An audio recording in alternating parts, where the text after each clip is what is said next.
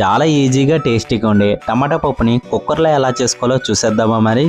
ముందుగా కుక్కర్ గిన్నె తీసుకొని 2 గ్లాసుల కందిపప్పుని కుక్కర్ గిన్నెలో వేసుకుని కుక్కర్లో వేసిన కందిపప్పుని శుభ్రంగా కడుక్కున్న తర్వాత పప్పు మునిగేంత వరకు వాటర్ పోసుకొని ముందుగా కట్ చేసి పక్కన పెట్టుకున్న 1 కప్ ఆనియన్స్, పచ్చిమిర్చి, 1 కప్పు టమాటా వేసుకొని కుక్కర్ మూత పెట్టి 3 నుంచి 4 విజిల్లు వచ్చే వరకు పప్పును బాగా కుక్ చేసుకోండి.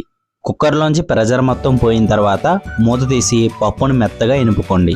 ఇనుపుకున్న పప్పులోకి 1/2 టీ స్పూన్ పసుపు, మీ రుచికి తగినంత ఉప్పు, 1 టీ స్పూన్ కారం, చింతపండు రసం వేసుకుని పప్పును ఒకసారి బాగా కలుపుకొని కారం పచ్చివాసన పోయేంత వరకు పప్పును బాగా కుక్ చేసుకోండి. కుక్ చేసుకున్న పప్పులోకి తాలింపు రెడీ చేసుకుందాం. ఇప్పుడు స్టవ్ మీద గిన్నె పెట్టుకుని ఆయిల్ యాడ్ చేసుకుందాం.